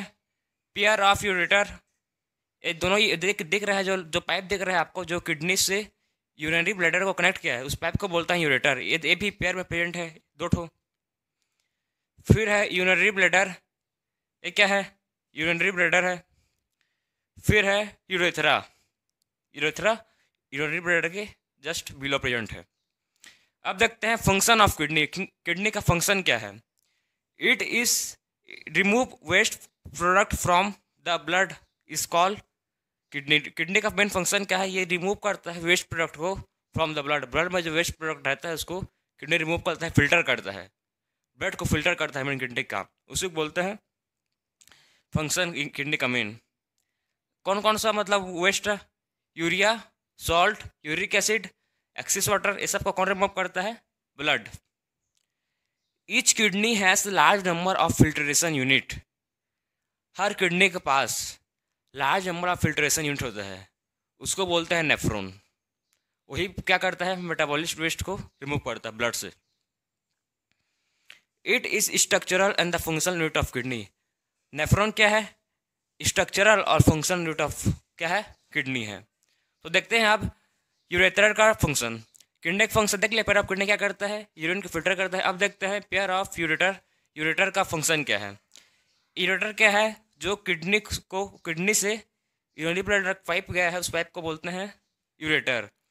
किडनी में जो भी यूरिन प्रोड्यूस होगा, जो भी ब्लड से मेटाबॉलिक वेस्ट यूरिन प्रोड्यूस होगा, वो यूरिन कहाँ जाएगा? यूरिनरी ब्लैडर में जाएगा। किसके थ्रू जाएगा? यूरेटर के थ्रू जाएगा, तो पाइप को बोलते हैं यूरेटर। ये पेयर में प्रेजेंट रहता है 2 ठो, एक किडनी में, एक सेकंड किडनी में, एक पेयर ऑफ यूरेटर प्रेजेंट रहते हैं किडनी में। फिर देखते हैं यूरिनरी ब्लैडर। यूरिनरी ब्लैडर एक ठो रहता है, वो क्या करता है? वो यूरिन को स्टोर करके रखता है। यूरिन, इसका मेन फंक्शन क्या है? Urine, storage of urine, urinary bladder का। अब है फोर्थ यूरेथ्रा।